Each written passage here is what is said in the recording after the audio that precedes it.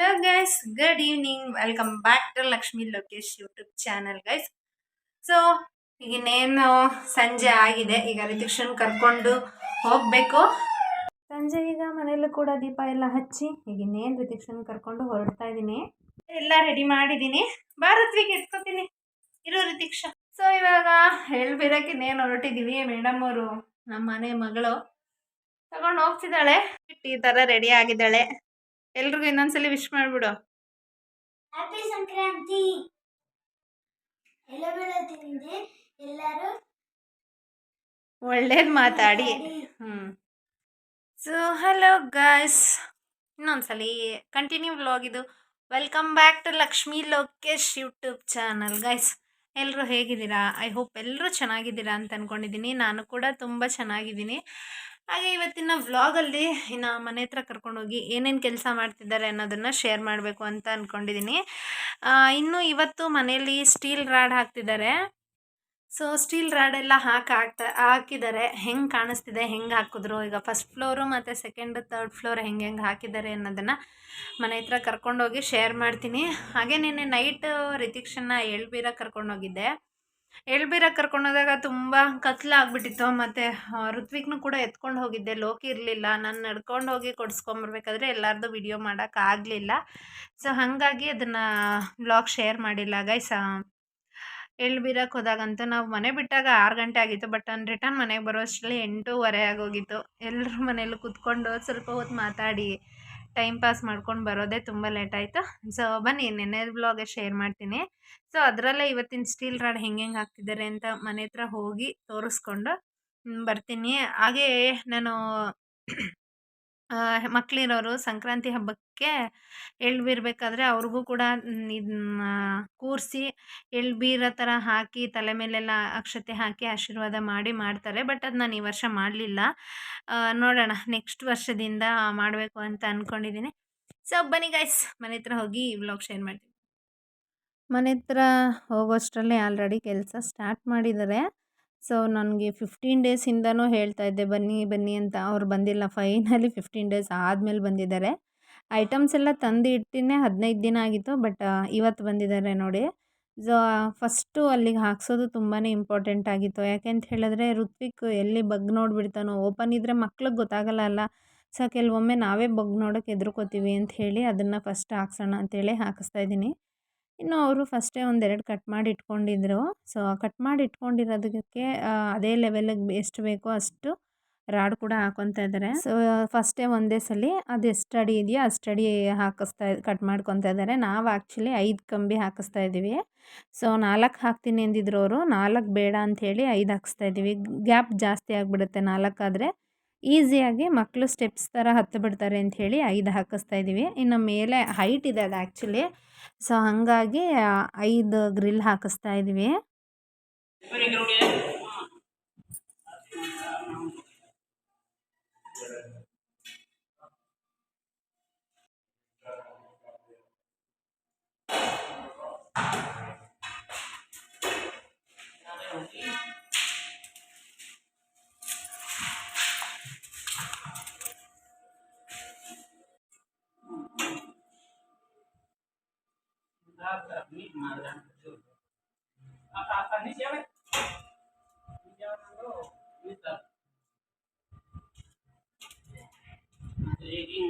Finally ನೋಡಿ ಹಾಕಿದ್ಮೇಲೆ ಹೆಂಗೆ ಕಾಣಿಸ್ತಿದೆ ಅಂತ. ಇನ್ನೂ ಆ್ಯಕ್ಚುಲಿ ಅದು ಸ್ವಲ್ಪ ಸಾಫ್ಟ್ನೆಸ್ ಮಾಡಬೇಕು.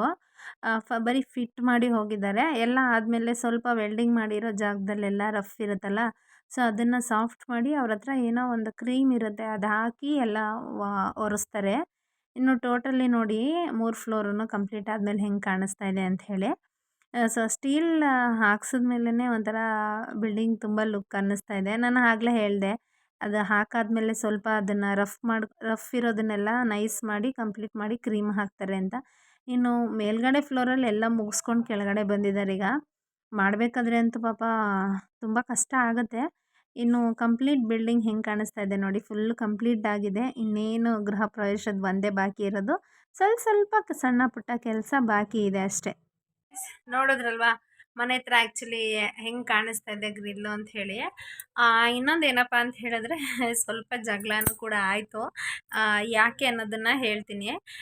ತುಂಬ ಕೇರ್ಫುಲ್ಲಾಗಿ ಇರಬೇಕು ಅಂತ ಅನಿಸುತ್ತೆ. ಬಟ್ ಇದು ನನಗೆ ಗೊತ್ತಿಲ್ಲ ಯಾರ ಮಿಸ್ಟೇಕು ಅವ್ರದ್ದಾ ನಮ್ಮದಾ ಏನು ಮಿಸ್ಟೇಕು ಅನ್ನೋದು ನನಗೆ ಗೊತ್ತಿಲ್ಲ. ಬಟ್ ಯಾಕೆ ಇದನ್ನು ಶೇರ್ ಮಾಡ್ತಾ ಇದ್ದೀನಿ ಅಂತ ಹೇಳಿದ್ರೆ, ನಾಳೆ ದಿವಸ ಅಟ್ಲೀಸ್ಟ್ ಬೇರೆಯವರು ನಮ್ಮ ಥರ ಮಿಸ್ಅಂಡರ್ಸ್ಟ್ಯಾಂಡಿಂಗ್ ಮಾಡ್ಕೊಬಾರ್ದು. ಹಾಗೆ ನಮ್ಮಂಗೆನೇ ಅವ್ರಿಗೂ ಕೂಡ ಗಲಾಟೆ ಆಗಬಾರ್ದು ಅಂತ ಈ ವ್ಲಾಗ್ನ ಶೇರ್ ಮಾಡ್ತಾ ಇದ್ದೀನಿ. ನಿನ್ನೆ ಆ್ಯಕ್ಚುಲಿ ಏನಪ್ಪ ಅಂತ ಹೇಳಿದ್ರೆ, ಸ್ಟೀಲ್ ರಾಡ್ ಹತ್ರ ಮಾತಾಡಿದ್ದು ಅವರು 750 ಅಂತ ಹೇಳಿದ್ರು. ನಾನು ಲಾಸ್ಟ್ ವ್ಲಾಗಲ್ಲೂ ಕೂಡ ನಿಮ್ಮ ಜೊತೆ ಶೇರ್ ಮಾಡಿದ್ದೆ. ಸೊ ಬಾರ್ಗಿಂಗ್ ಅಂತೆಲ್ಲ ಆಗಿ ಆ ಕಡೆ ಈ ಕಡೆ ಅಂತ ಇವರು ಮಾತಾಡಿ, ಅವರು ಮಾತಾಡಿ ಲಾಸ್ಟ್‌ಗೆ ಅವರು 625 ಅಂತ ಮಾತಾಡಿದ್ದಾರೆ. ಇನ್‌ಫ್ಯಾಕ್ಟ್ ಅವ್ರು ನನ್ನ ಹತ್ರ ಬಂದಾಗ್ಲೂ ಅಷ್ಟೇ, ನಾನು ವಿಡಿಯೋದಲ್ಲೂ ಶೇರ್ ಮಾಡಿದ್ದೀನಿ. 650 ಅಂತ ಇದ್ದಾರೆ. ಲೋಕಿ 625 ಅಂತ ಹೇಳಿದ್ದಾರೆ. ನೋಡಬೇಕು ಎಷ್ಟಕ್ಕೆ ಫೈನಲ್ ಆಗುತ್ತೋ ಅಂತ ನಾನು ಹೇಳಿದ್ದೆ. ಆಮೇಲೆ ನಾಳೆ ಕರೆಸ್ಬೇಕಾದ್ರೂ ಒಂದಿನ ಮುಂಚೆನೂ ಲೋಕಿ ಅವ್ರ ಹತ್ರ ಮಾತಾಡಿದ್ದಾರೆ. 625 ಅಂತ ಫೈನಲ್ ರೇಟ್ ಮಾತಾಡಿಕೊಂಡು ಕೆಲಸನೂ ಸ್ಟಾರ್ಟ್ ಮಾಡಿ ಕಂಪ್ಲೀಟ್ ಕೆಲಸನೂ ಮುಗಿದಿದೆ. ಸೊ ದುಡ್ಡು ಕೊಡಬೇಕಾದ್ರೆ ಆ್ಯಕ್ಚುಲಿ ಫುಲ್ಲು ಅವ್ರದ್ದು 3 ಫ್ಲೋರಿಂದ ಸೇರಿಸಿ 10 ಅಡಿ 30 ಅಡಿ ತೊಗೊಂಡಿದ್ರು. 30 ಅಡಿಗೆ ನಾವು ಲೆಕ್ಕ ಹಾಕಿದ್ದ ಪ್ರಕಾರ 625 ₹18,750 ಆಗುತ್ತೆ. ಸೊ ನಾನೇನು ಅಂದ್ಕೊಂಡೆ 18,000 ಕೊಡೋಣ, ಆಮೇಲೆ ಬೇಕಾದರೆ ಸ್ವಲ್ಪ ಬಾರ್ಗಿಂಗ್ ಮಾಡೋಣ ಅಂತ ಅಂದ್ಕೊಂಡೆ. ಬಟ್ ಅದೇನಾಯಿತು ಅಂತ ಹೇಳಿದ್ರೆ, ಅವ್ರ ಬಿಲ್ ಲೆಕ್ಕ ಹಾಕಿದ್ದು 24,000 22,750 ಅಂತ ಲೆಕ್ಕ ಹಾಕಿದ್ರು. ಅವರು 750 ಏನೋ ಲೆಕ್ಕ ಹಾಕಿದ್ದಾರೆ. ಆಮೇಲೆ ಇಲ್ಲ ಜೋಕ್ ಮಾಡಿದೆ ಬಿಡಿ ಹಂಗೆ ಹಿಂಗೆ ಅಂದ್ಕೊಂಡ್ರು. ಸರಿ ಅಂದ್ಬಿಟ್ಟು ನಾವೇನು ಮಾಡಿದ್ವಿ, 18,000 ನಾವು ಮಾತಾಡಿದ್ದು ಕೊಟ್ವಿ. ಸೊ ನಾವು ಮಾತಾಡಿದ್ದನ್ನು ಅವ್ರ ಕೈಯಲ್ಲಿ ಕೊಟ್ಟ ಮೇಲೆ ಅವರು ಎಣಿಸ್ಬಿಟ್ಟು ಇಲ್ಲ ಇಲ್ಲ ಇಲ್ಲ ಇಲ್ಲ ಅಷ್ಟೆಲ್ಲ ಆಗಲ್ಲ ಹಾಗೆ ಹಿಂಗೆ ಅಂತ ಹೇಳಿದ್ರು.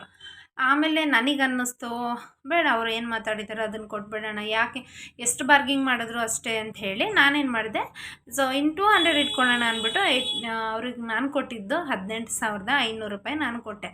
ಆಗ ತುಂಬ ರ್ಯಾಶಾಗಿ ಒಂಥರ ರ್ಯಾಶಾಗಿ ಮಾತಾಡ್ಬಿಟ್ಟ, ಇದೇನು ಹಿಂಗೆ ಮಾಡಿಸ್ತಾ ಇದ್ದೀರಾ, ಇಷ್ಟು ಲಕ್ಷ ಕೊಟ್ಟು ಬಿಲ್ಡಿಂಗೇ ಕಟ್ತಾ ಇದ್ದೀರಾ, ನಮ್ದು ಇನ್ನೊಂದು 2,000 ಕೊಡೋಕೆ ನೀವು ಹಿಂಗೆ ಆಡ್ತೀರಾ ಹಂಗೆ ಆಡ್ತೀರಾ ಅಂತ ಹೇಳಿ. ನಾನು 2,000ನಾ ಯಾಕೆ ಹಿಂಗೆ ಮಾತಾಡ್ತಾ ಇದ್ದೀರಾ ಏನಾಯಿತು ಅಂತ. ಆಮೇಲೆ ನಾನು ಅಂದ್ಕೊಂಡೆ ಲೋಕಿ ಆ್ಯಕ್ಚುಲಿ ಕೇಳಿಸ್ಕೊಂಡಿರೋದು 625 ಅಂತ, ಅವ್ರು ಹೇಳಿರೋದು 675 ಅಂತ. ಸೊ 25, 75 ಇಬ್ಬರು ಕೂಡ ಕನ್ಫ್ಯೂಸ್ ಮಾಡ್ಕೊಂಡಿದ್ದಾರೆ. ಬಟ್ ನನಗೆ ಗೊತ್ತಿಲ್ಲ ಯಾರು ಕನ್ಫ್ಯೂಸ್ ಮಾಡ್ಕೊಂಡಿದ್ದಾರೆ ಅಂಥೇಳಿ. ನನಗೆ ಮನೆಗೆ ಬಂದು ಹೇಳಿದ್ದು ಲೋಕಿ 625 ಅಂತಲೇ, ಅಲ್ಲಿ ಕೆಲಸ ಮಾಡಿದಾಗಲೂ ಹೇಳಿದ್ದು 625 ಅಂತಲೇ. ಆಮೇಲೆ ಅವರು 75ರಂಗೆ ಲೆಕ್ಕ ಹಾಕ್ತಾ ಇರೋದು 19,000 ಚಿಲ್ಲರೆ ಆಗುತ್ತೆ. 19,000 ಚಿಲ್ಲರೆ ಆಗುತ್ತೆ. ಅದರಲ್ಲಿ ಒಂದು ₹100 ಅಡ್ವಾನ್ಸ್ ಏನೋ ಕೊಟ್ಟಿದ್ರು ಅನಿಸುತ್ತೆ. ಆಮೇಲೆ ಇಲ್ಲ ನಾವು ಆಲ್ರೆಡಿ ನಾವೇನು ಮಾತಾಡಿದ್ದೀವೋ ಅದಕ್ಕಿಂತ ನಾವು ₹500 ಜಾಸ್ತಿನೇ ಕೊಟ್ಟಿದ್ದೀವಿ, ನೀವು ಹಿಂಗೆ ಮಾತಾಡ್ತಾ ಇದ್ದೀರಾ ಅಂದರೆ, ಇಲ್ಲ ಇವ್ರು ಅವತ್ತು ಹೇಳಿದ್ದು 75 ಈಗ 25 ಅಂತಿದ್ದಾರೆ ಅಂತ ಹೇಳಿ ಲಾಸ್ಟಿಗೆ ಅವ್ರು ಏನು ಮಾಡಿದ್ರು ಅಂದರೆ, ಸರಿ ನೀವು ಹಂಗಾದ್ರೆ ನಿಮ್ಮ ಮಗು ಮೇಲೆ ಆಣೆ ಇಡಿ ಅಂತ ಹೇಳಿದ್ರು. ನನಗದು ಯಾಕೋ ಇಷ್ಟ ಆಗಲಿಲ್ಲ. 25 ಅನ್ನೋದು 75 ಅಂತ ಇವ್ರು ಕನ್ಫ್ಯೂಸ್ ಮಾಡ್ಕೊಂಡಿದ್ದಾರೋ ಅಥವಾ ಅವ್ರು ಹೇಳಿದ್ದು, ಅವರು ಆ್ಯಕ್ಚುಲಾಗಿ ಬಂದು ರಾಜಸ್ಥಾನದವರು, ಬಟ್ ಅವ್ರು ಹೇಳಿದ್ದು ನನಗೂ ಕೂಡ 25 ಅಂತಲೇ ಇತ್ತು. 75 ಅಂತ ಅವರು 75 ಅಂತಲೇ 25, 75 ಅನ್ನೋ ಥರನೇ ಅವರು ಪ್ರೊನೌನ್ಸ್ ಮಾಡಿದ್ದೇ ಒಂಥರ ನನಗೂ ಕೂಡ 25 ಅನ್ನಂಗೆ ಅನ್ನಿಸ್ತು. ಬಟ್ ಮೇ ಬಿ ಲೋಕಿನೇ ಕನ್ಫ್ಯೂಸ್ ಮಾಡ್ಕೊಂಡಿರಬಹುದು ಆ ವಿಚಾರದಲ್ಲಿ. ಬಟ್ ಲೋಕಿ ಕಾನ್ಫಿಡೆಂಟಾಗೇ ಇದ್ದ ಅಷ್ಟೇ ಅಂತ. ಬಟ್ ನಮಗೆ ಕನ್ಫ್ಯೂಸ್ ಆಗಿದ್ರೂ ಕೂಡ ಅವರು ಬಂದು ಅಷ್ಟು ಸಿಲ್ಲಿ ವಿಚಾರಕ್ಕೆ ಮಗು ಮೇಲೆ ಆಣೆ ಇಡು ಅಂತ ಹೇಳಿದ್ದು ತುಂಬ ನನಗೆ ತಪ್ಪು ಅನ್ನಿಸ್ತು. ಆಮೇಲೆ ಅಮ್ಮನೂ ಕೂಡ ರೈಸ್ ಆದರು, ನಿಮ್ಮ ದುಡ್ಡೆಲ್ಲ ನಮ್ಗೆ ಇಂಪಾರ್ಟೆಂಟು, ನಮ್ಗೆ ಮನೆಯೂ ಇಂಪಾರ್ಟೆಂಟ್ ಅಲ್ಲ, ನಮಗೆ ಮಗುನೇ ಇಂಪಾರ್ಟೆಂಟು, ಅಷ್ಟು ಸಣ್ಣ ವಿಚಾರಕ್ಕೆ ನೀವು ಹೆಂಗೆ ಮಗು ಮೇಲೆ ಆಣೆ ಇಡ್ತೀರಾ, ಸರಿ ನೀವು ಆಣೆ ಎಲ್ಲ ಇಡೋದಾದರೆ ನಿಮ್ಮ ದೇವ್ರ ಮೇಲೆ ಆಣೆ ಇಡಿ ನೋಡೋಣ ಅಂತ ಅಮ್ಮ ಹೇಳಿದ್ರು. ಅವಾಗ ಅವ್ರು ನಮ್ಮ ದೇವ್ರು ಇರೋದು ರಾಜಸ್ಥಾನ ಅಂತ ಹೇಳಿದ್ರು. ಆಮೇಲೆ ನಾನು ಕೂಡ ಸೊ ಆಗ ಸ್ವಲ್ಪ ವಾಯ್ಸ್ ರೈಸ್ ಔಟ್ ಮಾಡಿಕೊಂಡೆ. ಯಾಕೆ ಅಂದರೆ ನೀವು ಬೇಕಾದರೆ ಇನ್ನೂ ₹500 ನಾವೇ ತಪ್ಪು ಕೇಳಿಸ್ಕೊಂಡಿರ್ಬೋದು, ಅದು ಬೇರೆ ಪ್ರಶ್ನೆ. ನೀವು ಎಷ್ಟು ಸಿಲ್ಲಿ ವಿಚಾರಕ್ಕೆ ಮಗು ಮೇಲೆ ಆಣೆ ಇಡಿ ಅಂತ ಹೆಂಗೆ ಹೇಳ್ತೀರಾ, 90 ಲಕ್ಷ ರೂಪಾಯಿ ಖರ್ಚು ಮಾಡಿ ಮನೆಯೇ ಕಟ್ಟಿದ್ದೀವಿ, ಇನ್ನು ₹500ಗೆ ನೀವು ಇಷ್ಟೊಂದು ಮಾತಾಡ್ಬೇಕಾ ಅಂಥೇಳಿ ನೀವು ಮಾಡಿದ ತಪ್ಪು. ಅಟ್ಲೀಸ್ಟ್ ನಾವಾದರೂ ಹಿಂಗೆ ಸಮಾಧಾನವಾಗಿ ಹೇಳ್ತಾ ಇದ್ದೀನಿ. ಯಾರಾದರೂ ರ್ಯಾಶ್ ಆಗಿರೋರು ಅಥವಾ ಕೆಲವರು ತುಂಬ ರೂಡ್ ಆಗಿರ್ತಾರೆ, ಕೆಲವರು ಮಕ್ಕಳ ವಿಚಾರ ಅಂತ ಬಂದರೆ ಹೊಡೆಯೋದಕ್ಕೂ ಏಸಲ್ಲ, ಅಷ್ಟೊಂದು ಸೀರಿಯಸ್ ಆಗಿ ಆಗ್ಬಿಡುತ್ತೆ. ಆಮೇಲೆ ಅವ್ರೊಂದು ಸ್ವಲ್ಪ ಕೂಲ್ ಆದ್ರು. ಬಟ್ ಕೂಲ್ ಆದ್ರೂನು ಅವ್ರು ಮಾತಾಡಿದ್ದ ರೀತಿ ಸಣ್ಣ ಮಕ್ಳ ಮೇಲೆ ಆಣೆ ಇಡುವಂಥದ್ದು ಎಷ್ಟು ಸರಿ ತಪ್ಪು ಅಂತ ಅನ್ನಿಸ್ಬಿಡುತ್ತೆ. ಯಾಕೆ ಅಂತ ಹೇಳಿದ್ರೆ ಅದಿನ್ನೂ ಹಸುಗೂಸು. ನಾವೇನ್ ಮಿಸ್ಸಾಗಿ ಕೇಳಿಸ್ಕೊಂಡಿರ್ಬೋದು ಅಥವಾ ಅವರೇ ಹೇಳಿ ಈಗ ಉಲ್ಟಾ ಹೊಡಿತಿರ್ಬೋದು. ಯಾರಿಗಾದ್ರೇನು ನಮ್ಮಿಬ್ಬರಿಂದ ಆ ಮಗುಗೆ ಎಫೆಕ್ಟ್ ಆಗೋದು ಅಷ್ಟು ಸರಿಯಲ್ಲ. ಸೊ ಅವ್ರು ಮಾಡಿದ ತಪ್ಪು. ಇನ್ನೊಂದು ಸತಿ ಇದೇ ಥರನೇ ಎಲ್ಲಿ ಕೆಲಸ ಮಾಡೋಕೆ ಹೋದ್ರುನು ನೀವು ಈ ಥರ ಮಾಡಬೇಡಿ ಅಂತಾನೆ ನಾನು ಹೇಳಿ ಕಳ್ಸಿದ್ದು ಅವ್ರಿಗೆ. ಬೇರೆ ಯಾರಾದರೂ ಶಾರ್ಟ್ ಟೆಂಪರರ್ ಇರೋರಾದ್ರೆ ನಿಜವಾಗ್ಲೂ ಹೊಡೆದು ಬಿಡ್ತಾರೆ. ಯಾಕೆಂದ್ರೆ ಮಕ್ಳ ಮೇಲಾಣೆ ಅಷ್ಟು ಸುಲಭ ಅಲ್ಲ. ಸೊ ನಾನು ನಮಗೆ ಮಾಡ್ದಂಗೆ ಬೇರೆ ಯಾರಿಗೂ ಮಾಡಬೇಡಿ ಅಂತ ಹೇಳಿ ಆಮೇಲೆ ಫೈನಲಿ ನಾವು ಅವ್ರಿಗೆ 19,000 ಕೊಟ್ವಿ. 19,000 ಪ್ಲಸ್ ಅಡ್ವಾನ್ಸ್ ಹಾಕಿದ್ದು ಇದೆಲ್ಲ ಕೊಟ್ಟು ಕಳ್ಸಿದ್ವಿ. ಇಷ್ಟೆಲ್ಲ ಗಲಾಟೆ ಆದ್ಮೇಲೂನು ನನಗನ್ಸಿದ್ದು ನಾವು ಏನೇ ವ್ಯವಹಾರ ಮಾಡ್ತೀವಿ ಅಂತ ಹೇಳಿದ್ರೂ ಯಾವುದೂ ಬಾಯಲ್ಲಿ ವ್ಯವಹಾರ ಮಾಡೋದು ಸರಿಯಲ್ಲ ಅನ್ಸ್ಬಿಡುತ್ತೆ. ಯಾಕೆಂತ ಹೇಳಿದ್ರೆ ಸಣ್ಣ ವಿಚಾರ ಅಲ್ವಾ ರೈಟಿಂಗಲ್ಲೆಲ್ಲ ಏನು ಅಂತ ಅನ್ಸುತ್ತೆ. ಬಟ್ ಈ ಥರ ಎಲ್ಲ ಆದಾಗ ನಮಗೂ ಕೂಡ ಎಲ್ಲೋ ಒಂದು ಕಡೆ ಹರ್ಟ್ ಆಗುತ್ತೆ. ಇಷ್ಟೊಂದು ಬಂಡವಾಳ ಹಾಕಿದ್ದಾಗಲೇ ಏನೂ ಆಗಿರಲ್ಲ. ಒಂದು 100, 200 ರೂಪಾಯಿಲಿ ಈ ಥರ ಮಾತಾ ಬಂದರೆ ತುಂಬ ಬೇಜಾರಾಗುತ್ತೆ. ಸೊ ಯಾರಿಗೆಲ್ಲ ಏನಾದರೂ ಈ ಥರ ವ್ಯವಹಾರ ಮಾಡ್ತಿರೋರು ಸ್ವಲ್ಪ ಕೇರ್‌ಫುಲ್ಲಾಗಿ ನೋಡ್ಕೊಂಡು ಮಾಡಿ. ಹಾಗೇ ಈ ಥರ ಆಗ್ದಂಗೆ ನೋಡ್ಕೊಳ್ಳಿ. ಎಷ್ಟೇ ಇದ್ರೂ ಒಂದಿಬ್ರು 3 ಜನ ದೊಡ್ಡೋರ ಮುಂದೆನೇ ವ್ಯವಹಾರ ಮಾಡ್ಕೊಳ್ಳಿ ಅಂತ ಹೇಳ್ತಾ, ಇಲ್ಲಾಂದ್ರೆ ನಮ್ಗಾಗಿದ್ದ ಥರನೇ ನಿಮಗೂ ಆಗುತ್ತೆ. ಸೊ ಹುಷಾರಾಗಿ ಮಾತಾಡಿಕೊಂಡು ಒಂದೇ ಸಲ ವ್ಯವಹಾರ ಕುದುರಿಸ್ಕೊಳ್ಳಿ ಅಂತ ಹೇಳ್ತಾ ಇವತ್ತಿನ ವ್ಲಾಗ್ ಇಲ್ಲಿಗೆ ಮುಗಿಸ್ತಾ ಇದ್ದೀನಿ ಗೈಸ್. ವಿಡಿಯೋ ಇಷ್ಟ ಆಗಿದ್ರೆ ಲೈಕ್ ಮಾಡಿ, ಶೇರ್ ಮಾಡಿ. ಹಾಗೆ ಇನ್ನೂ ಯಾರ್ಯಾರು ನನ್ನ ಚಾನಲ್‌ಗೆ ಸಬ್ಸ್ಕ್ರೈಬ್ ಆಗಿಲ್ಲ ಸಬ್ಸ್ಕ್ರೈಬ್ ಮಾಡ್ಕೊಂಡು ಸಪೋರ್ಟ್ ಮಾಡಿ ಅಂತ ಕೇಳ್ತಾ ಇವತ್ತಿನ ವ್ಲಾಗ್ ಇಲ್ಲಿಗೆ ಮುಗಿಸ್ತಾ ಇದ್ದೀನಿ. By, take care guys.